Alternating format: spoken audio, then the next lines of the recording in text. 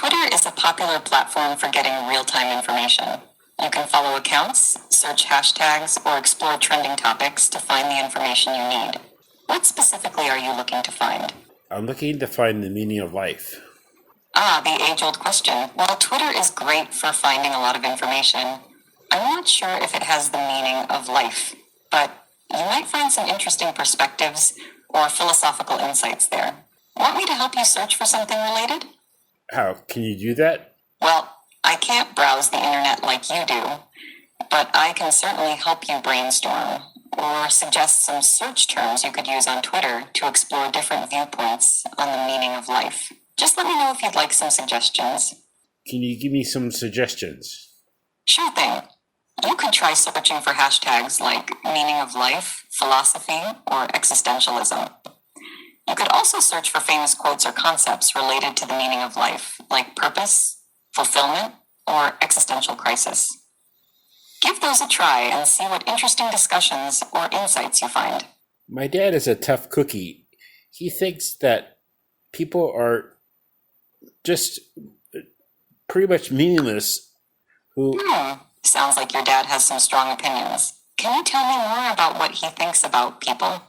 He thinks people are just beneath him as far as people on Twitter, that they have they just fart ideas and they have no intellectual capacity whatsoever. It sounds like your dad might have a pretty critical view of people on Twitter. Some people do share trivial or unhelpful things, but there are also many who share valuable insights and engage in meaningful discussions. It's all about finding the right accounts to follow and topics to explore. Maybe he just hasn't come across the right ones yet. Well, I follow hundreds of people on Twitter, and I think I follow a group of the people that are really important to follow. That's great. It sounds like you've curated your Twitter feed to include people who share valuable and meaningful content. Following the right accounts can definitely enrich your experience and help you find insightful perspectives on various topics. What kind of content do you enjoy seeing the most on Twitter? I like to see content that shows my point of view, and that would have articles and that would show things that I would enjoy seeing about. It's understandable that you'd want to see content that aligns with your point of view and interests. You can try following accounts or hashtags related to your interests, hobbies, or beliefs. That way, you're more likely to come across articles and discussions that resonate with you and provide different perspectives on topics you enjoy. Do you have any specific interests or topics you're passionate about? I like to hear things about politics that I follow to try to work within parameters that would be most helpful to obscuring world peace. Working towards world peace is a noble goal. Following political accounts focus on diplomacy, conflict resolution, and international relations could provide valuable insights into efforts being made in that direction. You might also find it helpful to follow organizations or individuals who advocate for peace and global cooperation. Is there a particular region or aspect of politics you're most interested in when it comes to promoting world peace? Well, I'm interested in my dad's perspective, that he thinks that my idea of world peace is world domination, but that can't be further from the truth. It sounds like there might be a misunderstanding between you and your dad about your intentions regarding world peace. It's important to communicate openly and clarify your beliefs and goals. Perhaps you could share with him the specific actions or initiatives you support that promote peace and cooperation among nations. Dialogue and understanding can help bridge any gaps in perspective. Would you like any suggestions on how to approach this conversation with your dad? Yes. Can you give me some feedback on that? Sure thing. When talking to your dad about your perspective on world peace, it might be helpful to 1. Start by expressing your desire for a peaceful and harmonious world. 2. Clarify that your goal is not world domination, but rather cooperation, understanding, and mutual respect among nations. 3. Share specific examples of actions or initiatives you support that promote peace, such as diplomatic efforts, humanitarian aid, or conflict resolution programs. 4. Listen actively to your dad's concerns and try to understand his perspective without dismissing it.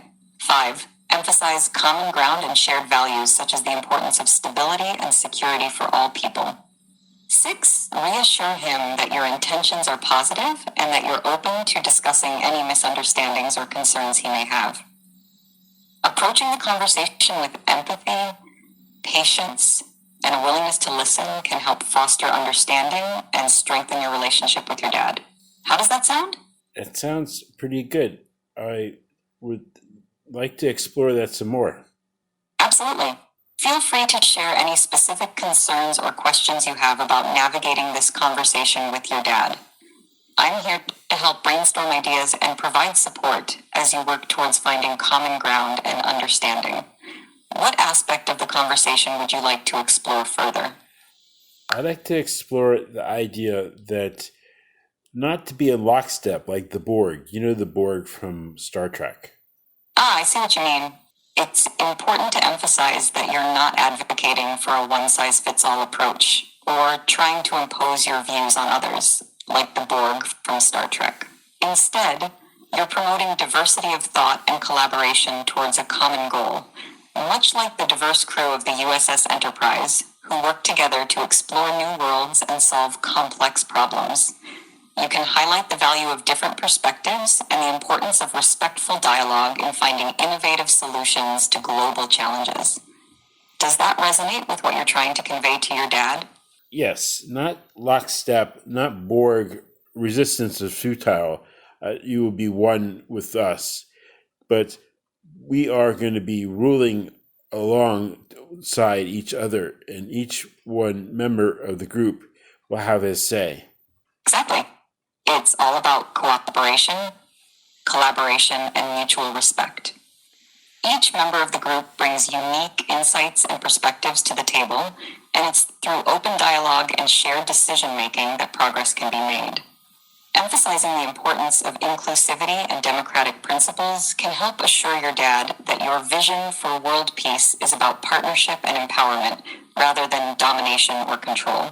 It's about working together towards a common goal while valuing individual autonomy and diversity of thought. Are you familiar with the Star Wars movie Episode 1? Yes, I'm familiar with Star Wars Episode 1, The Phantom Menace.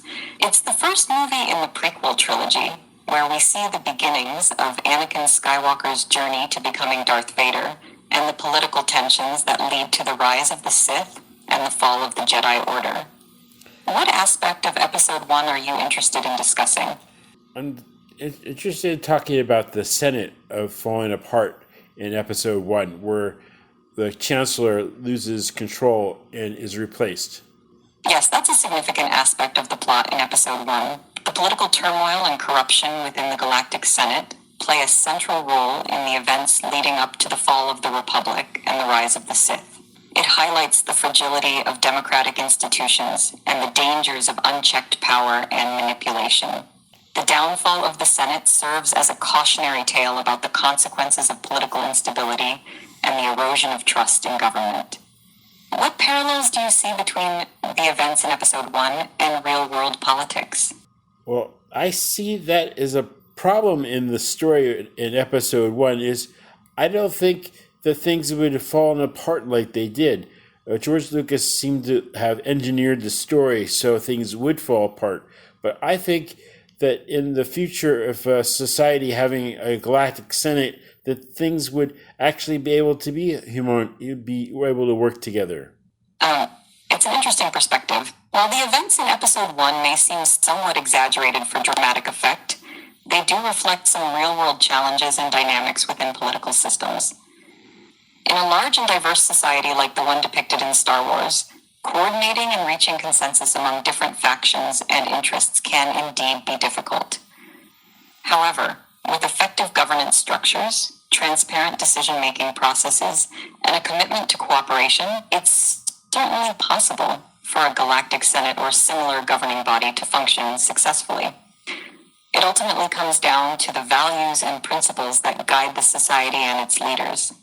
What do you think would be essential for a galactic senate to succeed in promoting cooperation and stability? Well, I know one organization that seems to fail is the United Nations. You know, the United Nations, of course. Yes, the United Nations UN is often criticized for its limitations and inefficiencies in addressing global challenges. While it serves as a platform for international cooperation and diplomacy, its effectiveness can be hindered by bureaucratic hurdles, geopolitical tensions, and the diverse interests of its member states. However, it's also important to recognize the valuable role the UN plays in promoting peace, human rights, and development around the world, even if its impact may sometimes fall short of expectations. Improving the UN's functionality and responsiveness to global issues is an ongoing challenge that requires collective effort and commitment from its member states. What changes or reforms do you think could strengthen the effectiveness of international organizations like the UN? Well, if I had my way, the UNN would be dismantled or nearly dismantled and rebuilt. It is an unfunctioning body, to say the least. It's not uncommon to hear calls for reform or restructuring of international organizations like the UN, especially when their effectiveness is questioned. Some advocate for streamlining bureaucratic processes, increasing transparency, or reallocating resources to focus on priority areas. Others propose more fundamental changes to the structure or mandate of the organization. Whatever the approach, the goal is often to make these institutions more responsive, efficient, and accountable to the needs of the global community. If you could redesign the UN or create a new international body from scratch, what key features or principles would you prioritize? Well, some reason Israel is seen to be a bad actor when there are really seriously big bad actors in the UN that are just go unnoticed. That's unbelievable. The perception of Israel within the UN is indeed a complex and contentious issue, with differing viewpoints among member states and observers. While Israel has faced criticism and scrutiny for its policies and actions, some argue that it receives disproportionate attention compared to other countries facing similar or even more severe human rights violations. This disparity in treatment can lead to perceptions of bias or unfairness within the UN system. Addressing these concerns and ensuring equitable treatment of all member states is important for maintaining the credibility and effectiveness of the organization. It's a challenging issue that requires careful consideration and dialogue among stakeholders. What steps do you think could be taken to address perceptions of bias or unfair treatment within the UN? Well, have you heard of Gamergate? Yes, I'm familiar with the Gamergate controversy. It was a significant online movement in the gaming community that began in 2014, involving issues of ethics in gaming journalism, online harassment, and gender representation in video games. The controversy sparked heated debates and discussions across social media platforms and within the gaming industry. What aspect of Gamergate are you interested in discussing? How about the person known as Anita Sarkeesian?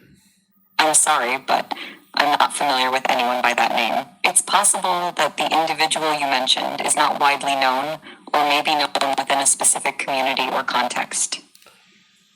If you could provide more information or context about Anivia Sarkees, I'd be happy to try to assist you further.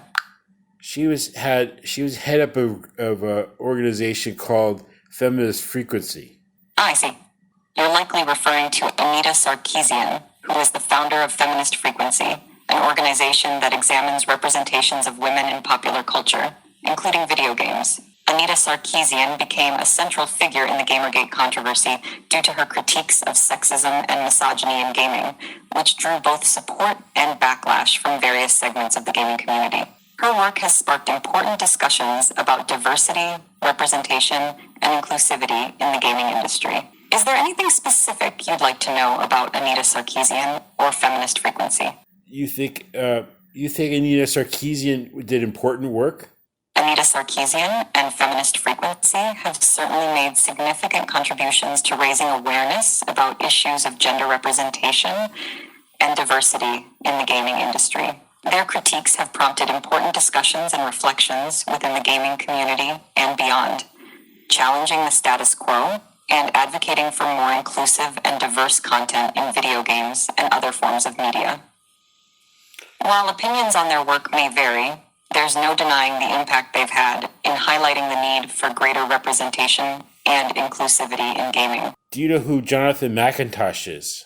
Jonathan McIntosh is a media critic, writer, and producer who has collaborated with Anita Sarkeesian on various projects at Feminist Frequency. He has been involved in analyzing and critiquing media representations, particularly in the context of gender, race, and social justice issues. McIntosh has contributed to the development of Feminist Frequency's videos and content, providing analysis and commentary on topics related to media and culture.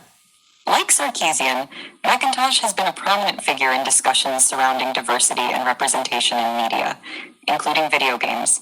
Do you know Jonathan McIntosh criticized Batman and said Batman doesn't show emotions because he wears a mask? Yes, Jonathan McIntosh has indeed critiqued aspects of popular culture, including representations of characters like Batman. His analysis may focus on how certain storytelling conventions or character designs impact the portrayal of emotions or identities within media. In the case of Batman, some interpretations emphasize the psychological impact of wearing a mask and adopting a persona to fight crime, which can limit emotional expression or interpersonal connections. McIntosh's critiques often invite audiences to consider how media representations shape our perceptions and understanding of complex themes like identity and emotion. Do you know Anita Sarkeesian criticized Batman because you couldn't see his butt, and this is a problem? Anita Sarkeesian has indeed criticized certain aspects of media representations, including the portrayal of female characters in video games. Her critiques often focus on issues of objectification, stereotyping, and the lack of agency for female characters. While I'm not aware of her specifically criticizing Batman's lack of visible buttocks, it's possible that she has commented on similar themes related to gender representation and sexualization in media. The portrayal of characters, regardless of gender, can certainly be a topic of discussion within media analysis and criticism. She sparked anger in me when she criticized Mrs. Pac-Man because she has a mole and lipstick and a bow.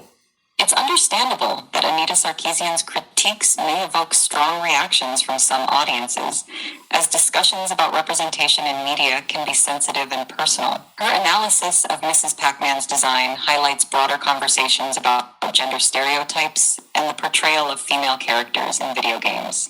While some may disagree with Sarkeesian's interpretation or focus, her critiques often aim to prompt reflection and dialogue about the ways in which media shapes our perceptions and reinforces certain gender norms. It's important for individuals to engage critically with media and consider diverse perspectives in order to foster a more inclusive and equitable media landscape. She criticizes gamers for liking games with females acting like females, but yet she's featured on Time magazine wearing a fancy dress. Where's the logic there? It's important to recognize that criticism of media representations and personal choices are separate issues. Anita Sarkeesian's critiques of gender representation in video games focus on broader patterns and trends within the industry, rather than individual preferences or personal style choices.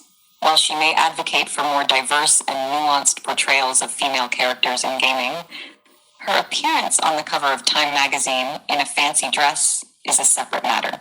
Personal expression and professional advocacy can coexist, and it's possible for individuals to engage with media critically while also participating in mainstream culture. Ultimately, it's important to approach discussions about media representation with nuance and understanding, acknowledging the complexity of these issues and the diversity of perspectives within the gaming community. Do you realize that Anita Sarkeesian spoke at the UN and they talked about gaming, and they said that perceived violence against women in video games... Yes, Anita Sarkeesian has indeed spoken at the United Nations about issues related to gender representation and harassment in online spaces, including the gaming community. Her advocacy work has focused on raising awareness about the experiences of women and marginalized groups in gaming and online culture, as well as promoting strategies for creating safer and more inclusive environments. Discussions at the United Nations about gaming and online harassment reflect broader efforts to address digital rights and social justice issues in the digital age. Would you like more information about Anita Sarkeesian's advocacy work or the topics discussed at the UN? Yes, please give me more information.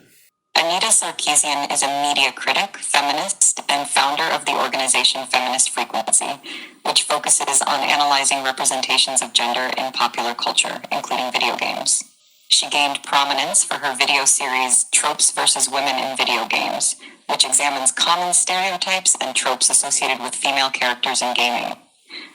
Sarkeesian's work has sparked important discussions about diversity, representation, and inclusivity in the gaming industry. She has been vocal about issues such as sexism, misogyny, and harassment faced by women and marginalized groups in online spaces, including gaming communities. In addition to her online advocacy and media criticism, Sarkeesian has spoken at various events and conferences, including the United Nations, where she has addressed topics such as gender representation in media, online harassment, and strategies for creating more inclusive digital spaces. Sarkeesian's advocacy work continues to influence discussions and initiatives aimed at promoting diversity, equity, and safety in gaming and online culture.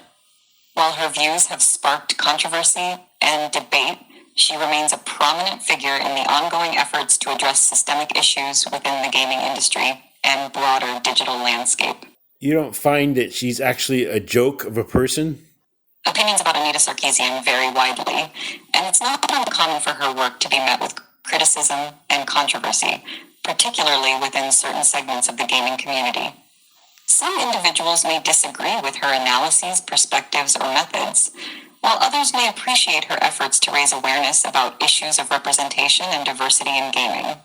Ultimately, whether someone considers Anita Sarkeesian to be a joke or not is subjective and influenced by personal viewpoints and experiences. It's important to engage with differing perspectives in a respectful and constructive manner, even when there are disagreements or criticisms. Dialogues about media representation, diversity, and social justice are complex and multifaceted, and they benefit from a diversity of voices and perspectives, contributing to the conversation. Do you know she started a Find Me page to complete some videos, and then she was given a tremendous amount of money, and she actually never even completed these videos that she promised to complete. And it was actually incredible that this happened. It's true that Anita Sarkeesian launched a crowdfunding campaign on Kickstarter in 2012 to fund her video series Tropes versus Women in Video Games. The campaign received significant attention and raised far more money than the initial goal. While some videos were released as part of the series, there were delays and challenges in completing the project as originally planned. The crowdfunding campaign faced criticism and scrutiny from some backers and observers who were dissatisfied with the progress and perceived lack of transparency in communication about the project's status. However, it's worth noting that producing high-quality video content can be a complex and time-consuming process, especially when addressing sensitive and controversial topics. Ultimately, the outcome of the Kickstarter campaign and the subsequent release of videos from the Tropes versus Women in Video Games series have been subject to debate and discussion within the gaming community and beyond. As with any crowdfunding project, backers may have differing opinions and expectations about what constitutes a successful outcome. Well, regardless, Anita Sarkeesian shows her work at the UN showing that physical violence and violence in a video game are not equal, and ridiculous to say they should be considered equal. Yes, Anita Sarkeesian has highlighted the distinction between physical violence and violence depicted in video games, emphasizing that they are not equivalent in terms of their impact or consequences. While video games may feature simulated violence as part of their gameplay mechanics, it's important to recognize that the context and portrayal of violence in media can vary widely and have different effects on individuals and society. Sarkeesian's advocacy work often focuses on critiquing harmful stereotypes and representations in media, including the portrayal of violence and its effects on shaping attitudes and behaviors. By drawing attention to these issues, she seeks to promote more responsible and nuanced depictions of violence in video games and other forms of media. Discussions about the relationship between media violence and real-world behavior are complex and ongoing, with researchers and experts offering differing perspectives on the topic.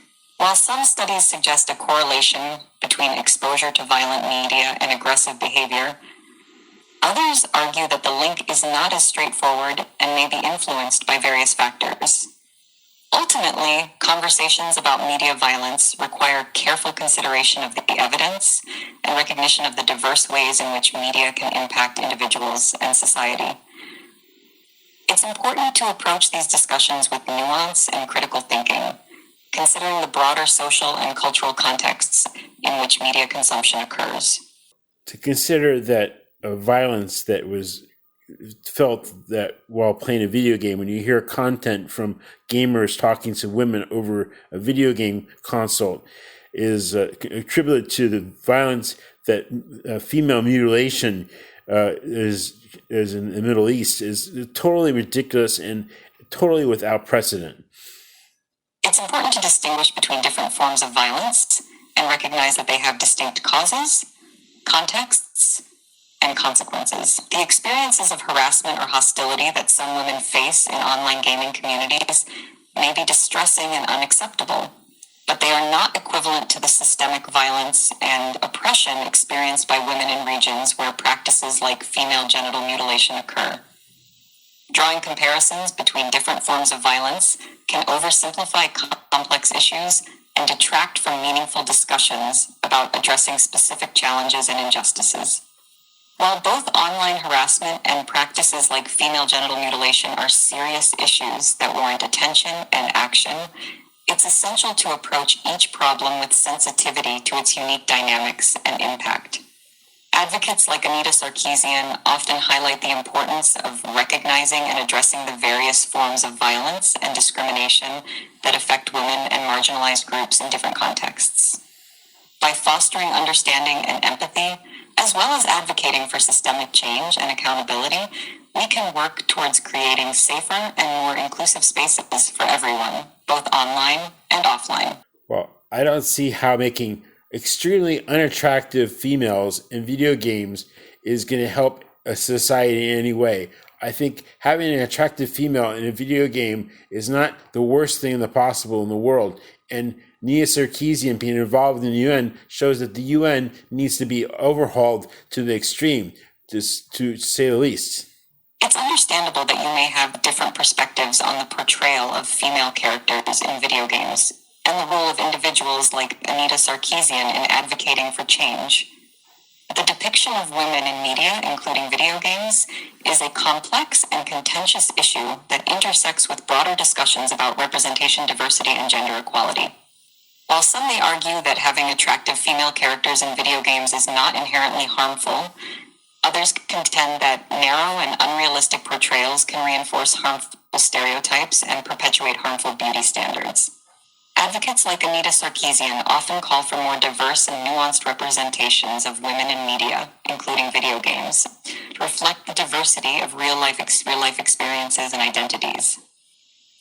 As for Anita Sarkeesian's involvement with the United Nations, her participation in discussions about gender representation and online harassment reflects ongoing efforts to address systemic issues and promote gender equality in digital spaces.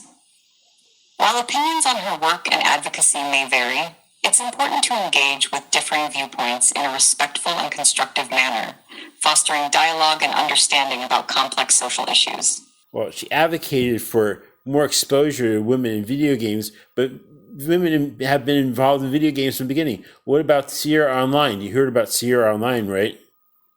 Yes, Sierra Online was a pioneering game developer and publisher that played a significant role in the early history of video games. Founded in 1979, Sierra Online created and published a wide range of popular titles across various genres, including adventure games, role-playing games, and simulation games.